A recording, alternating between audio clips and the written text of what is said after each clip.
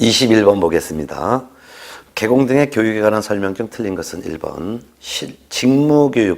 직무교육이에요. 시도지사 또는 등록관청이 실시한다. 맞죠? 실무교육은 시도지사가 실시합니다. 연수교육도 시도지사가 실시합니다. 그런데 직무교육은 시도지사 또는 등록관청이 실시합니다. 또한 부동산 거래사고 예방을 위한 교육은 국토교통부 장관, 시도지사, 등록관청이 실시합니다. 2번 실무교육과 연수교육은 국토교통부 장관, 시도지사, 등록관청이 실시한다. 아니죠. 시도지사가 실시합니다. 정답은 2번이죠. 3번 실무교육 시간 28시간 이상 32시간 이하 맞고, 직무교육 시간 3시간 이상 4시간 이하 맞고, 연수교육 시간 12시간 이상 16시간 이하 맞네요. 답은 1번이었죠. 2번, 답은 2번. 21번의 답은 2번. 자, 포상금에 관한 설명 중 옳은 것, 틀린 것. 기억번, 포상금은 한 건당 50만 원 이내로 한다. O. 니번, 등록관청은 포상금 지급 결정일로부터 2달 이내에 포상금 지급해야 된다. 아니죠. 한 달 이내죠. 디귿번, 포상금은 신고 고발 사건에 대해서 검사가 공소 제기한 경우에 하나여 지급한다. 아니죠. 공소 제기 또는 기소 유예 결정을 한 경우에 하나여 지급한다. 1번, 등록관청은 하나의 사건에 대해서 2인 이상이 공동 신고가 접수되면 포상금 받을 자가 배분 방법에 관해서 합의한 때는 합의한 바에 따라 지급한다. 옳은 지문. 결국 기억 O, 니은 X, 디귿 O, 리을 O. 기억 O, 니은 X, 디귿도 O, 리을 O. 정답은 2번입니다. 자, 23번 문제. 협회 관한 설명 중 옳은 것은 1번. 협회는 군구에 지부를 둘 수 있다? 아니죠. 지회를 둘 수 있죠.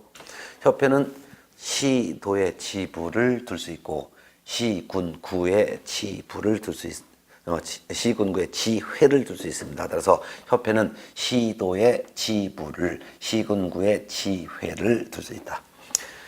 이번 협회를 설립하고자 할 때는 국토교통부 장관의 허가를 받는 게 아니라 인가받아야 되겠고, 3번 공제사업의 운용 실적을 회계연도 종료 후 한 달 이내 공시하는 게 아니라 3달 이내 공시이죠. 4번 협회의 공제사업에 대한 건전성을 해야 할 우려가 있을 때 시정명령은 금융감독원장이 할 수 있는 게 아니라 국토교통부 장관이 할 수 있죠. 5번 책임준비금을 다른 용도로 사용하고자 할 때는 국토교통부 장관의 승인을 얻어야 한다. 맞습니다. 답은 5번. 24번 폐업 후 재등록한 개공에 대한 설명 중 틀린 것은 1번. 폐업 후 개공이 폐업 신고 후 다시 등록을 한 때는 폐업 신고 전에 개공의 지위 승계하는 거 맞죠? 2번 폐업 신고 전에 개공에 대하여 행한 과태료 처분의 효과는 그 처분일로부터 1년간 재등록한 개공에게 승계되는 거 맞죠? 과태료 처분뿐만 아니라 업무 정지 처분의 효과도 그 처분일로부터 1년간 재등록한 개공에게 승계됩니다. 3번 폐업 신고 전에 위반 행위를 사유로 재등록한 개공에 대해서 행정처분을 할 수가 있으며, 이 경우 등록관청은 폐업기간, 폐업사유 등을 고려해야 되죠. 옳은 질문.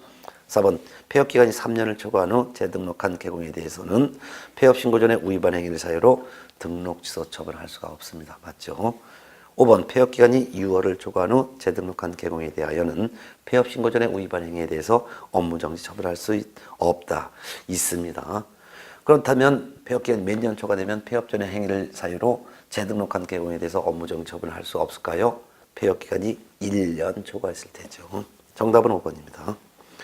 25번 시행규칙 별도로 만든 표에 규정된 개공의 업무정지 기준 중에서 옳은 것. 1번 등록 등 결격 사유에 해당하는 자를 고용인으로 두고 2달 이내 해소하지 않으면 업무정지 기준 6개월 맞죠? 정답은 1번입니다. 2번 정보망에 거짓 정보를 공개한 경우는 3월이 아니라 6개월이고, 3번 최근 1년 이내에 2+1, 즉 2번 이상 업무정지 또는 과태료 처분을 받고 다시 과태료 해당하는 행위했을 때 업무정지할 수 있죠. 이때 3월이 아니라 기준은 6개월입니다. 4번 등록을 취소할 수 있는 위반 행위를 최근 1년 이내 한 번 했을 때 이것도 업무정지할 수 있죠. 근데 기준은 3월이 아니라 6개월입니다. 그 다음에 5번 당해 중개인이 하였음에도 거래계약서에 서명 날인하지 않았을 때요. 이거 거래계약서에 서명 날인하지 않은 경우는 3개월입니다. 6개월이 아니에요. 3개월. 그래서 틀린 것은 답은 이제 옳은 것은 답은 1번이 되겠죠. 그래서 정답은 1번으로 해두시기 바랍니다. 네. 자, 그 다음에 이제 26번. 법령에 관한 설명 중에서 틀린 건 1번.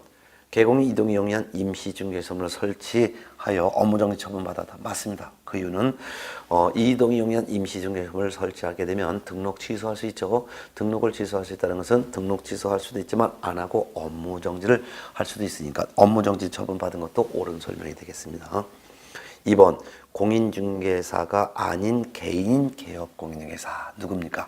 법부칙 6조 2항에 규정된 개업공인중개사죠.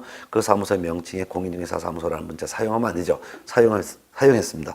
6월에 징역형을 받았다 아니죠. 100만 원 이하의 과태료 처분 사유입니다. 그래서 징역형을 선고받을 리는 없고 100만 원 이하의 과태료 처분을 받게 되죠. 틀린 답 2번이죠. 3번 개공이 아닌 자가 중개대상을 표시 광고하여 100만 원의 벌금형 처해졌다. 맞습니다. 개업공인중개사가 아닌 사람이 중개대상물에 대한 표시 광고를 하게 되면 1년 이하의 징역 또는 1,000만 원 이하의 벌금 중에 형사처벌을 받습니다. 그러니까 1년 이하의 징역형 선고받을 수도 있고 그렇지 않고 1,000만 원 이하의 벌금형 선고받을 수 있는데 1,000만 원 이하에는 100만 원도 포함되죠. 그래서 100만 원의 벌금에 처해진 것도 옳은 설명이죠. 4번 개공이 중개대상물에 대하여 표시 광고하면서 사무소 명칭을 표시하지 않아서 50만 원의 과태료 처해졌다. 맞습니다. 100만 원 이하의 과태료 사유인데요. 과태료 부과 기준에는 50만 원 부과하도록 되어 있습니다. 옳은 지문이죠. 5번 개공이 전자무소로 인장 등록했다. 인장 등록 전자무소로 해도 됩니다. 등록 인장의 변경 등록도 전자무소로 할 수가 있습니다. 맞습니다. 그렇기 때문에 옳은 거죠. 틀린 것은 2번입니다. 27번 볼까요? 행정처분 및 벌칙에 관한 설명 중 틀린 것으로만 묶은 것은 기억번. 업무상 알게 된 의뢰인의 비밀을 누설한 경우 피해자의 명시적 의사에 반해서 벌하지 않습니다. 맞죠? 니은번. 개공으로부터 공개 의뢰받지 않은 정보를 공개한 거래정보사업자는 500만 원 이하의 과태료 처해진다? 아닙니다. 거래정보사업자는 지정 취소할 수 있고 또한 1년 이하의 징역 또는 1,000만 원 이하의 벌금에 처해집니다. 과태료 처분에 처해지는 것이 아니라 지정을 취소 당할 수 있고 and 1년 이하의 징역 또는 1,000만 원 이하의 벌금에 처해집니다. 그렇기 때문에 500만 원 이하의 과태료에 처해진다는 것은 틀린 설명이 되겠죠. 그래서 니은번 틀렸습니다. 그 다음에 디귿번. 등록 취소 처분은 그 사유가 발생한 날부터 3년이 경과한 때는 이를 할 수 없다.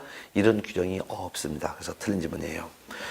그 사유가 발생한 날부터 3년이 경과하면 할 수 없는 것은 업무정지 처분만 규정이 되어 있습니다. 그래서 업무정지 처분은 그 사유가 발생한 날로부터 3년이 경과한 때는 일을 할 수 없다라는 규정만 있고 그 외에는 다른 규정은 없습니다. 그래서 틀린 거예요.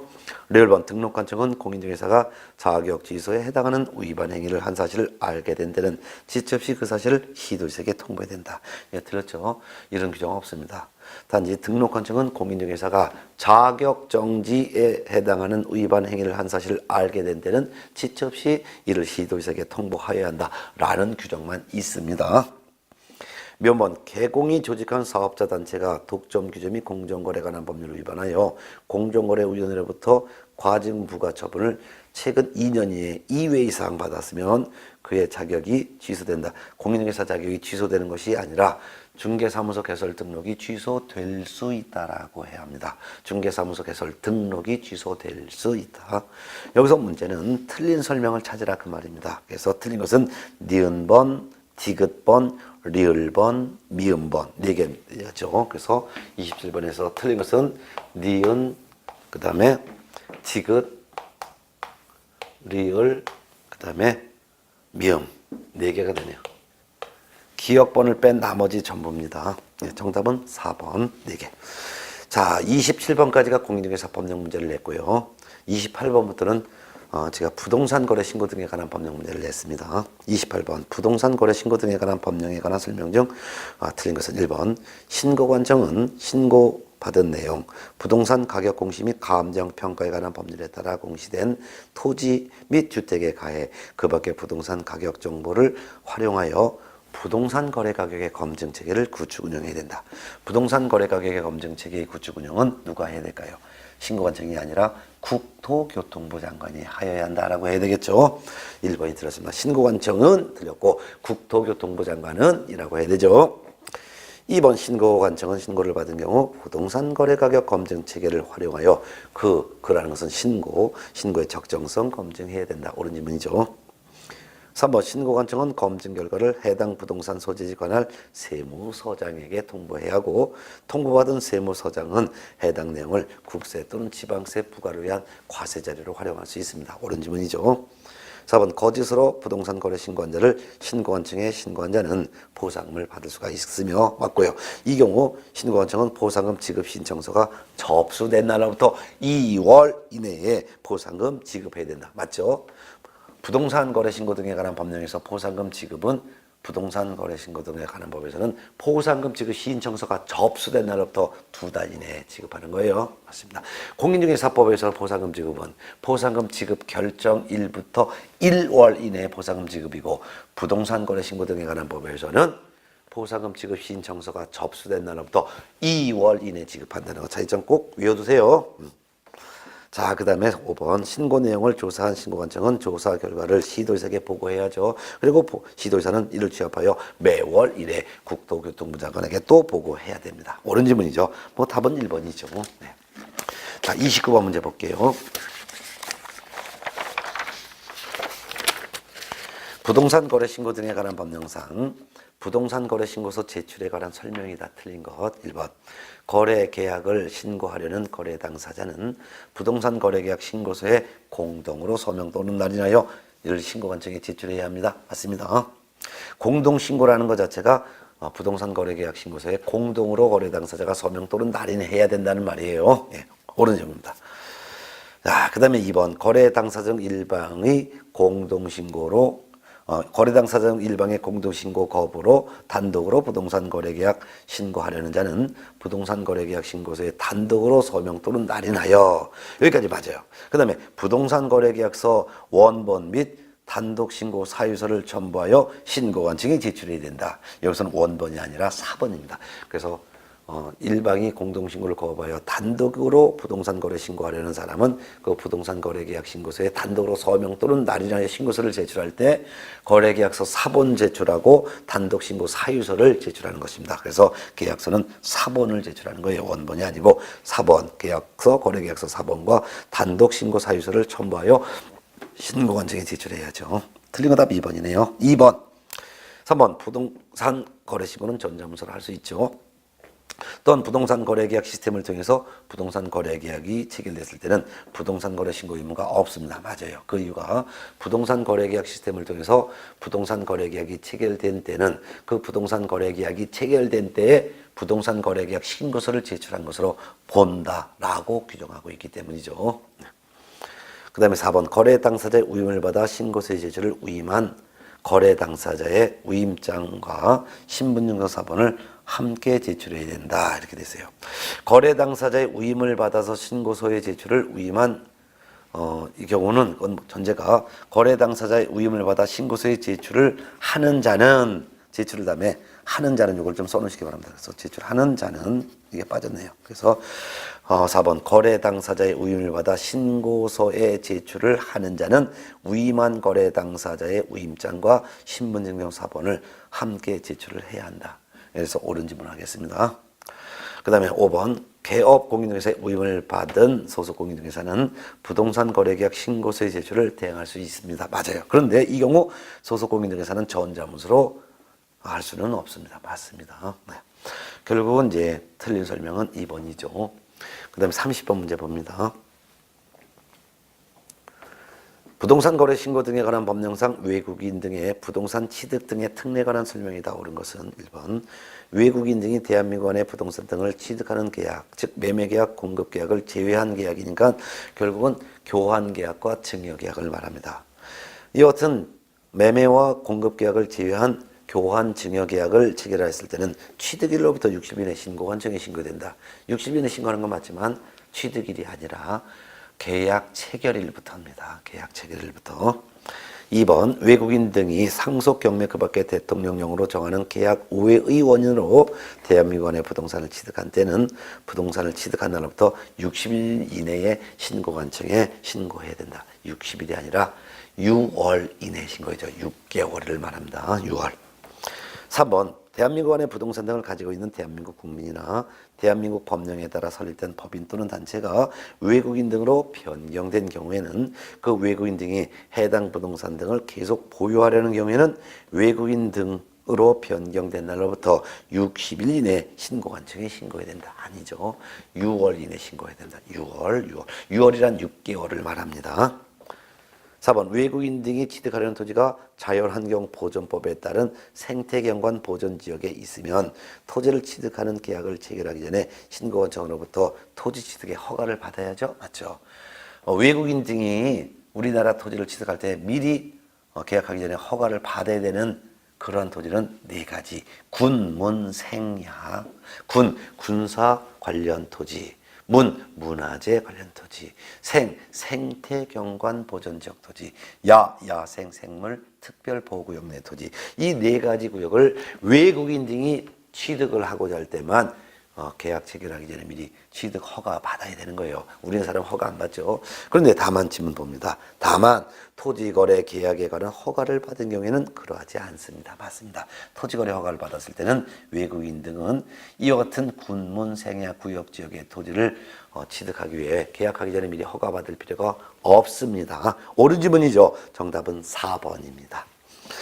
5번 위사를 위반하여 체결한 토지 취득 계약은 효력을 발생하지 않으며 여기까지 맞아요. 즉 군문 생야 구역 4가지 토지에 대해서 외국인 등이 계약하기 전에 미리 허가를 받아야 되는데 취득 허가 받지 않고 계약을 했을 때 그 계약은 무효라는 뜻이에요. 근데 뒷집은 과태료에 처한다 아니에요. 과태료에 처해지는 게 아니라 2년 이하의 징역 또는 2천만 원 이하의 벌금에 처한다라고 해야죠. 정답은 4번입니다. 31번 문제 부동산 거래 신고 등에 관한 법령상 토지 거래 허가 기준으로 적합하지 않은 것.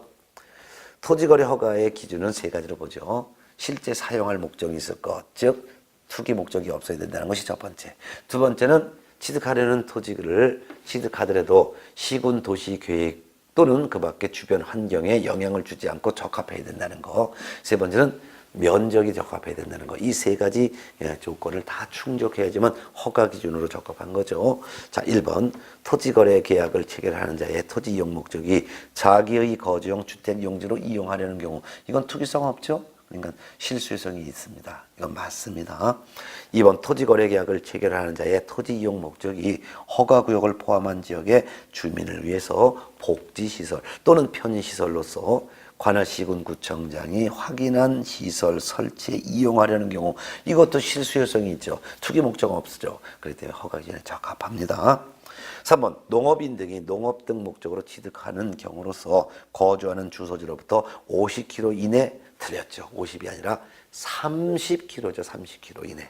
물론 가려고 협의 양도하거나 수용된 날로부터 3년 이내 협의 양도하거나 수용된 농지를 대체하기 위해서 본인이 거주하는 대체하기 위하여는 문자를 써놓으세요. 위에서는 본인이 거주하는 주소지로부터 80km 이내. 요 가로는 맞습니다. 이내에 소지하는 토지를 취득하려는 경우라고 해야 되겠죠. 그래서 틀린 것은 농업인 등이 농업 등의 목적으로 취득하는 경우로서 거주하는 주소지로부터 50이 아니라 30km 이내에 소지하는 토지를 취득하려는 경우가 기준에 적합한 거예요. 50이 아니라 30.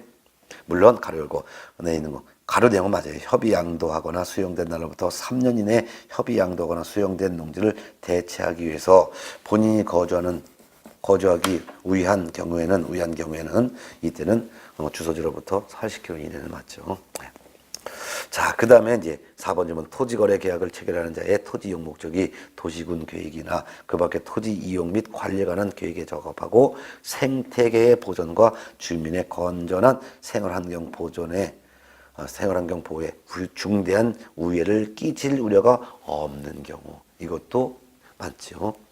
5번 취득 목적이 그 토지 이용 목적에 적합한 경우 맞죠. 결국은 틀린 것은 3번이었습니다. 3번 32번부터가 총 9문제를 중개 실무를 냈습니다. 그래서 중개 실무를 이번에 좀 많이 냈습니다. 30번 개공의 중개 대상물 조사 확인에 관한 내용 중 틀린 것은 1번 유치권 법정사건의 성립 여부는 건물 등기상 증명서를 통해서 확인한다? 아니죠. 등기 안 냈잖아요. 유치권과 법정상권은 등기 안 된 권리니까 건물 등기부 등본을 통해서 확인할 수 없고 현장 확인해야 합니다. 틀린 거 답 1번이죠. 2번 토지 대장의 면적과 등기사항 증명서의 면적이 서로 다른 경우에는 토지 대장의 기재사항을 기준으로 판단하는 거 맞죠. 소재지, 지번, 지목 면적은 대장과 등기부가 다르면은 대장을 기준으로 확인합니다. 3번 토지 소유자 인적사항. 토지 소유자니까 소유권이죠. 소유권에 관한 사항이란 뜻이에요. 등기사항, 토지 인적사항에 대해서 토지대장과 토지등기사항 증명서가 일치하지 않을 경우에는 토지등기사항 증명서를 기준으로 판단하는 거 맞죠? 네. 4번 건물의 방향이나 외관상의 특징은 현장 조사를 통해서 확인한다. 맞습니다. 건물 방향과 외관상의 특징은 공적 장부는 나오지 않기 때문이죠. 현장 확인하는 거 맞습니다. 5번 건폐율에 상하는 해당 지역의 시군 조례를 통해서 확인하는 거 맞죠? 네. 틀린 것은 1번이었습니다. 33번 문제 볼게요. 개공이 농지 매매를 중개할 때 의뢰인에게 설명한 것이다. 옳은 것은 1번 지목이 임야인 토지인 경우 형질 변경을 하지 않더라도 단연생 식물 재배 이용하고 있다면 농지로 취득할 수 있다. 틀렸죠? 임야가 농지로 취득하려면 형질 변경을 받아서 단연생 식물 재배지로 이용하고 있어야지만 됩니다. 그래서 임야인데 형질 변경을 받지 않았다면 농지로 취득할 수 없습니다. 2번 농지 전용을 위해 관할관청에 농지 전용 허가를 신청한 경우 관할관청에 불허가 등의 통지가 별도로 없는 경우에는 허가를 득한 것으로 볼 수 있다고 설명했다. 틀렸습니다. 이런 규정이 없습니다. 그래서 토지거래 허가에서는 그런 경우가 있습니다. 토지거래 허가 신청을 받은 시군구청장은 민원 처리에 관한 법에서 정한 기한인 15일 이내에 허가 불허가 처분을 하거나 또는 선매 협의 대상이면 선매 사실을 통지해야 된다. 그런데 민원 처리에 관한 법에서 정한 기한 내 허가 처분 통지도 하지 않고 불허가 처분의 사유를 서면으로 통지하지도 않고 또한 선매 사실 통지도 하지 않았을 때는 그 허가 민원 처분에 관한 법에서 정한 기간이 끝난 그 다음 날 허가가 있는 것으로 본다라는 규정이 있습니다. 그렇지만 방금 전에 2번 지문처럼 농지 전용에 대한 허가를 신청했는데 허가 불허가 처분 통지가 별도로 없을 때는 허가를 해준 것으로 본다라는 규정이 없습니다. 그렇기 때문에 이거는 불허가 한 것으로 본다라는 뜻입니다. 허가를 득한 것으로 볼 수 없습니다. 네. 3번 농지 전용 협의를 마친 농지를 매수하는 경우에도 농지 취득 자격 증명이 필요하다. 필요 없죠. 4번 공부상 지목이 전답 과수로 표시되어 있는 경우에만 농지법상 농지로 취득할 수 있다. 틀렸죠. 공부상의 지목이 전답 과손으로 표시되어 있는 경우에도 농지로 취득할 수 있고 공부상의 지목이 전답 과손이 아니라 하더라도 실제 농업 경영에 이용되고 있는 기간이 3년 이상인 토지도 농지로 취득할 수 있습니다. 네.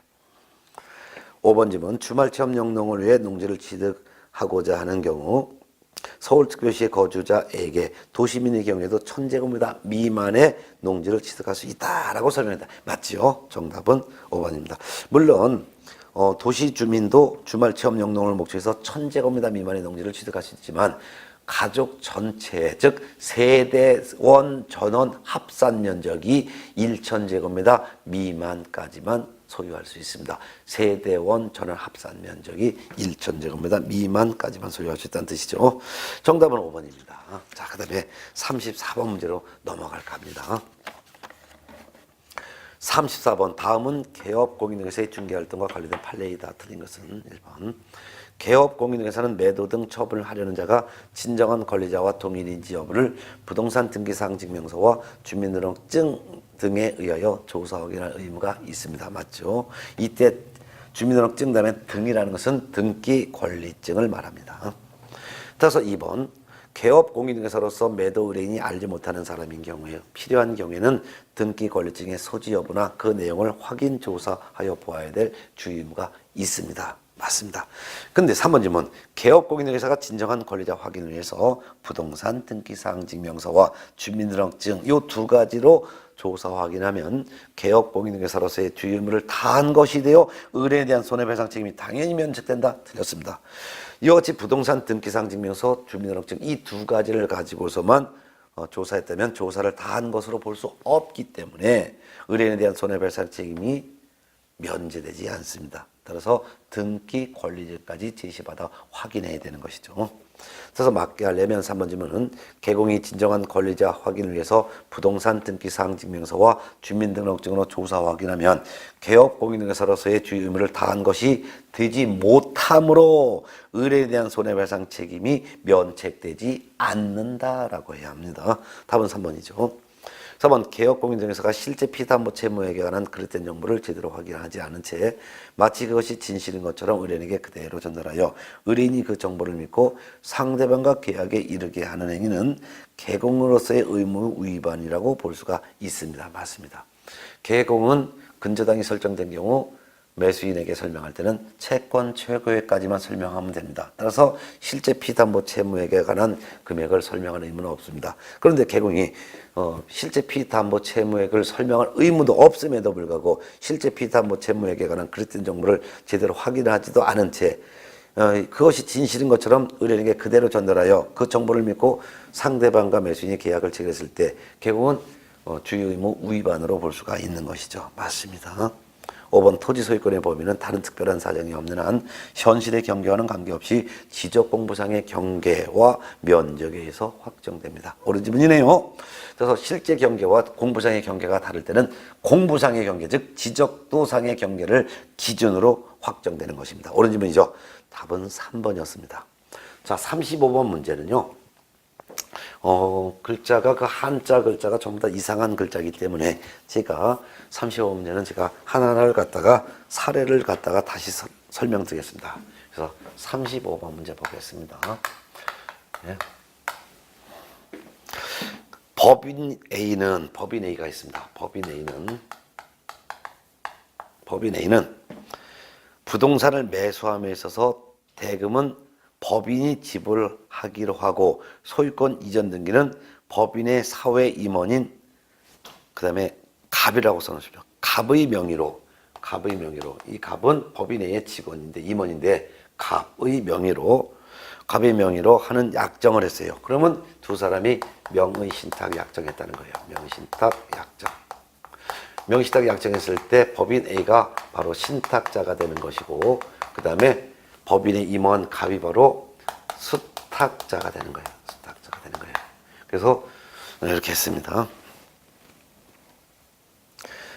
그 다음에 약정한 뒤 갑에게 매매 계약에 따른 자금을 지원했대요. 그래서 자금을 지원했답니다. 그러니까 돈을 누가 준 거예요?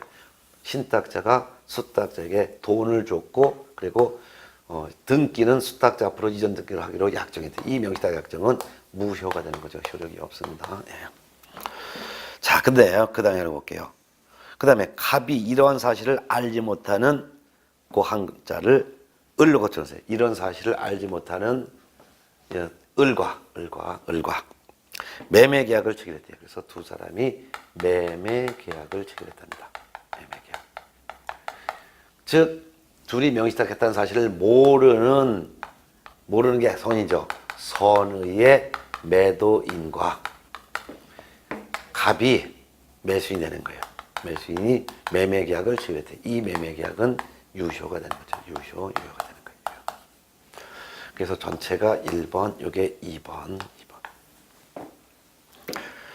그래서 매매 계약을 체결하여 그 다음에 을 소유 토지를 매수했다. 그래서 을 소유 토지를 누가 매수했다? 갑이 매수했다 그 말이에요. 그 뒤 등기에 필요한 서류를 을에게서 넘겨받아 갑 명의로 소유권 이전 등기가 경료됐다. 그래서 요 갑 명의로 소유권 이전 등기가 됐대요. 그래서 이전 등기가 갑 명의로 이전 등기가 됐대요. 그럼 이전 등기는 유효가 되는 거죠. 유효입니다. 이거 유효라는 거 꼭 알아두세요. 유효가 되는 거예요. 이전 등기가 격려되었다. 이 경우 틀린 것은 이런 문제가 나왔습니다. 1번 지문. 이거 제가 거기 나와 있는 한자를 하나하나 전부 다 고쳐서 하겠습니다. 1번. 갑과 을이라고 써놓으세요. 갑과 을이 체결한 토지 매매 계약은 법적 효력은 유효이다. 갑과 을 간의 이 매매간 법적 효력은 유효이다. 맞죠? 2번. 갑의 명의로 된 소유권 이전 등기 효력은 부정되지 않는다. 맞죠? 갑 명의로 이전 등기는 부정되지 않는다. 그러니까 유효죠. 맞고. 3번 갑이 다시 제3자 그 글자를 병으로 고쳐놓으세요. 갑이 자기가 매수한 이 부동산을 병이라고 하는 사람, 병에게 자신 명의 부동산을 매도했다면 그럼 두 사람이 또 매매계약했죠? 매매계약을 또 한 거예요. 매매계약을 체결했다면 이 매매계약은 유효가 되는 거예요. 매매계약은 유효가 되고 그래서 보니까 3번 3번 질문부터 먼저 볼까요? 3번 질문. 법인회와 갑간의 명시다 약정은 무효이다. 3번 질문부터 볼게요. 법인회와 갑간의 명시다 약정은 무효이다. 그래서 법인회와 이 갑과의 명시다 약정은 무효이다. 맞죠? 무효이다. 맞고. 그 다음에 4번 질문을 보겠습니다. 4번 질문. 갑이 다시 제3자인 병에게 자신 명의 부동산을 매도했다면 법인 A는 병에게 자기 소유권을 주장할 수 없다. 그렇죠? 그래갖고 요 사람 매매계약하고 병 앞으로 제3자 앞으로 이전 등기했으면은 그 이전 등기도 유효가 되고 이 병은 선이 악이 불문하고 소유권을 취득하기 때문에 신탁자는 제3자에게 자기 권리를 주장할 수가 없는 것이죠. 맞죠? 네. 그 다음에 5번 질문. 의사의 경우, 의사라는 것은 이와같이 수탁자가 제3자에게 부동산을 처분하여 제3자 명으로 이전 등기가 된 경우 그 말인데, 이런 경우 갑은 횡령죄로 처벌받을 수 있으며 부당이득금을 법인에게 반환해야 된다. 그래서 틀린 것은 수탁자가 제3자에게 이렇게 처분했다 하더라도 이 처분행위는 수탁자는 횡령죄를 적용하지 않습니다. 횡령죄를 적용하지 않기 때문에 처벌받지 않습니다. 왜? 수탁자 명의로 이전 등기가 유효기 때문에 수탁자는 자기 거 처분한 것이지 남의 거 처분한 게 아닙니다. 그래서 수탁자가 이 부동산을 제3자에게 처분하더라도 횡령죄로 처벌받지 않습니다. 그렇지만 부당이득금은 반환해야죠. 그래서 수탁자는 신탁자에게 부당이득금은 반환은 해야 합니다. 이때 부당이득금이란 신탁자가 수탁자에게 제공한 요 지금, 자원 지급한 거, 자금 지원한 거, 요게 바로 부당이득금. 요거는 그대로 반환을 해줘야 되는 거죠. 예. 결국 그래서 틀린 것은 5번인데요. 갑, 즉 수탁자 갑은 횡령죄로 처벌받지 않으며 라고 하고, 그렇지만 부당이득금은 신탁자인 법인에게 반환해야 된다. 이렇게 해야 되겠네요. 예. 정답은 5번입니다. 자, 그러면 이거 35번 문제 이렇게 이해가 되셨죠? 네. 요 문제가, 이게 문제가 이렇게 한자가 잘못되는 것 때문에 시간이 많이 걸려서 설명드렸지만 내용은 쉽죠. 36번 하겠습니다. 이거 36번 문제도 또 이렇게 인쇄가 한자가 이상하게 전부 나와 있어가지고, 다시 이거 판서를 해가면서 풀어드려야 될 것 같습니다. 그래서 이번엔 또 36번 문제 보겠습니다. 예. 여러분 불편드려서 죄송합니다. 예. 36번 개업공인중개사가 그 다음에 그 한자를 갑이라고 쓰세요. 갑. 예. 그래서 갑의 소유 X주택을, 갑 소유의 X주택을 이렇게 고쳐 놓으셔요. X주택을. 갑으로. 갑 소유 X주택을, 그 다음에 그 한자를 을에게, 그래서 갑 소유의 X주택을, 그 다음에 한자를 을에게, 을이라고 전하세요. 을에게 임대하는 임대차 계약을 중개하면서 양 당사자에게 주택임대차보호법을 설명한 내용 중 옳은 것은, 그러면 갑 소유주택이니까 갑이 임대인이고, 그 다음에 을이 바로 임차인이라는 뜻입니다. 그러면 이런 내용 갖고 설명 옳은 것. 1번 보증금의 전부 또는 일부를 월 단위 차임으로 전환하는 경우에는 그 전환되는 금액의 연 1할과 한국은행에서 공시한 기준금리의 3.5%를 틀렸어요. 곱한 것이 아니라 더한, 이렇게 돼요. 더한 플러스 더한 이렇게 되겠습니다.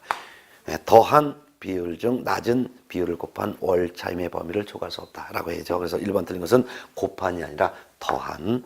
그 다음에 2번 지문 보겠습니다. 2번 지문. 이것도 한자를 을로 고쳐놓으세요. 을이 이렇게 고쳐놓으세요. 을이로. 을이 경매를 통해서 X택의 소유권을 취득하면 하고 한자 두 가지를 갑과 을로 고쳐놓어요. 갑과 을 사이에 이렇게 고쳐놓으세요. 을 사이에 임대차 계약은 원칙적으로 종료된다. 이거 맞죠? 예. 네, 정답은 2번입니다. 그래서 정답은 2번이에요. 임차인이 소유권까지 취득했으니까 혼동으로 임대차는 종료가 되는 거죠. 정답은 2번입니다. 3번 지문은 요 한자를 을이라고 쳐놓으세요. 을이 경매 시 후순위 권리자의 우선에서 보증금을 변제받기 위해서는 주택의 인도 및 전신고 즉 주민등록 두 가지를 요한다? 아닙니다. 이 두 가지뿐만 아니라 확정 일자까지도 요합니다. 그래서 후순위 권리자보다 우선해서 보증금을 변제받기 위해서는 주택의 인도 및 전신고와 임대차 계약 증서의 확정 일자를 받는 것까지 요한다라고 해야죠. 4번 지문, 그 다음에 4번 지문도 이것도 을이라고 쳐주세요. 을이 대항력을 취득한 후 X택을 그 다음에 한자를 병이라고 쳐주세요. 병. 네. 병에게 매도되어 소유권 이전 등기가 격려된 다음에 그 다음에 또 그 다음 글자는 을이라고 써요. 을이 주민등록을 다른 곳으로 옮겼다면 그 다음에 또 한자는 병이라고 쳐주세요. 병의 보증금 반환 채무는 소멸한다? 소멸하지 않습니다. 네. 그 다음에 5번 지문 임차권 등기 명령에 따라 등기가 되었더라도 X주택의 점유를 상실하면 또 5번을 갖다 을이라고 써주세요. 을은 대항력을 잃지 않습니다. 등기가 되어 있기 때문에 공시가 되어 있으므로 대항력은 잃지 않습니다. 정답은 2번입니다. 자, 그 다음에 37번 주임차법 37번 상가건물 임대차법에 대한 설명 중 옳지 않은 것은 5번이 틀렸습니다. 5번 보증금의 전부 또는 일부를 월 단위의 차임으로 전환하는 경우에는 그 전환되는 금액에 연 1할과 아니고 연 1할 2푼과라고 해야 되겠고 그 다음에 한국은행에서 공시한 기준금 내 4배수를 곱한 비율 이거 틀렸죠. 4배수가 아니라 4.5배수를 곱한 비율 중 낮은 비율을 곱한 월차임의 범위를 초과할 수 없다라고 해야죠. 정답은 5번입니다. 38번 문제 볼게요. 부동산 경매에 관한 설명 중 틀린 것은 1번 최초 매각기일은 매각 공고일부터 14일 이후의 날로 최초 매각기일을 정하는 거 맞습니다. 2번 매각 물건이 농지인 경우 매각 결정기일까지 농지 취득 자격 증명원을 제출해야 되죠. 옳은 지문. 3번 매각 허가 결정이 확정되면 법원은 대금 지급 기일을 정하여 매수인에게 통지해야 하고 매수인은 대금 지급 기일에 매각 대금을 지급해야 된다. 두 군데가 틀렸죠. 대금 지급 기일이 아니라 전부 둘 다 기한이라고 해야죠. 그래서 맞게 하려면은 3번 매각 허가 결정이 확정되면 법원은 대금 지급 기한을 정하여 매수인에게 통지해야 되고 매수인은 그 대금 지급 기한까지 매각 대금을 지급해야 된다라고 해야 되겠네요. 답은 3번. 4번 매각길에 허가를 매수 신고가 없는 경우 이를 우린 유찰이라고 표현하죠. 새로운 길을 정하여 새 매각 실시해야 된다. 맞죠? 새 매각 실시할 수가 있습니다. 실시할 수 있습니다. 맞습니다. 물론 매각 허가길에 매수 신고가 없을 경우 즉 유찰됐을 때는 그날 오후에 미리 공고했다면 그날 오후에 새 매각을 실시할 수도 있습니다. 그렇지만 유찰되면 그날 오후에 다시 매각하겠습니다라는 공고를 미리 하지 않았을 때는 새로운 길을 정하여 새 매각을 실시할 수가 있는 것이죠. 그래서 옳은 설명입니다. 5번 매수인은 매각 부동산 위의 유치권자에게 그 유치권으로 담보하는 채권을 변제할 책임이 있습니다. 옳은 지문이죠. 39번 문제 보겠습니다. 매수신청 대리등록 규칙상 매수신청 대리등록에 관한 설명 중 틀린 것은 자 1번 매수신청 대리는 매수신청 대리업의 휴업 물론 3월을 초과하는 경우를 말합니다. 폐업, 휴업한 매수신청 대리업을 재개하고자 할 때는 감독법원에 그 사실을 미리 신고해야 되죠. 맞죠? 올해 새로 신설된 규정입니다. 그 다음에 2번 휴업은 1년을 초과할 수 없다. 아닙니다. 휴업은 6월을 초과할 수 없습니다. 중개업에 대한 휴업도 6월을 초과할 수 없고 매수신청 대리 등록에 대한 휴업도 6월을 초과할 수 없습니다. 정답은 2번입니다. 3번 개공은 대리행위를 할 때 각 대리행위마다 대리권을 증명하는 문서, 즉 본인의 인감증명서가 첨부된 우임장과 매수신청 대리등록증 사본을 말하는데 이를 매 사건마다 제출해야죠. 그렇지만 다만 같은 날 같은 장소에서 대리행위를 동시에 할 때는 하나의 서면으로 가름할 수는 있습니다. 옳은 질문. 4번 개공은 대리행위함에 있어서 매각장소 집행법원 직접 출석해야 합니다. 따라서 소속 공인중개사 보존이 대리 출석할 수 없습니다. 5번 보수 지급 시기는 매수 신청인과 매수 신청 대리인의 약정에 따르되 약정이 없을 땐 매각 대금 지급 기한일로 한다. 맞죠? 이것도 올해 신설된 규정이니까 꼭 시험에 나와요. 꼭 알아두세요. 틀린 것은 답 2번이었습니다. 자, 마지막 40번 문제 보겠습니다. 부동산 등기 특별조치법상 거민제도에 관한 설명 중에서 가장 옳은 것은 1번 교환계약서를 작성한 개공은 거민 시정할 수 있죠. 맞습니다. 거민 시정은 거래 당사자 중 일방 또는 거래 당사자의 위임을 받은 자가 거민 시정할 수 있고 그 외에 변호사, 법무사, 개공도 거민 시정할 수 있습니다. 답은 1번입니다.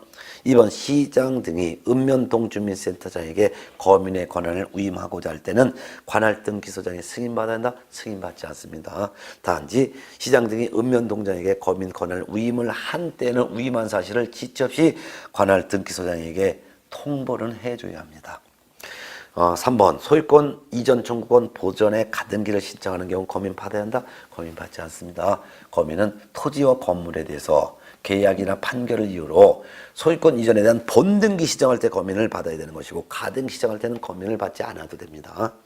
4번 거민 시정을 받은 시군구청장은 계약서상의 실질적인 내용을 심사한 후 지체없이 거민을 하여 신청인에게 교부된다. 실질적 내용을 심사하지 않고 형식적 요건만 심사합니다. 5번 2개 이상의 시군구에 있는 수개의 부동산을 매매하는 경우 그중 1개의 시군구를 관할한 시장 등에게 거민 신청하여야 한다. 아니죠. 그중 하나의 시군구청장에게 거민을 신청할 수 있다라고 해야 되겠네요. 결국 옳은 것은 1번이었습니다. 자, 이렇게 해서 이게 뭐 이런 것 때문에 한자 때문에 공연히 문제 푸느냐고 많이 스트레스 받으셨을 텐데 불편드렸습니다. 아마 다른 과목은 뭐 그런 게 민법은 그런 것 같은데 혹시 그런 게 있다 하더라도 그냥 너그러운 마음으로 문제를 풀어주시길 당부합니다.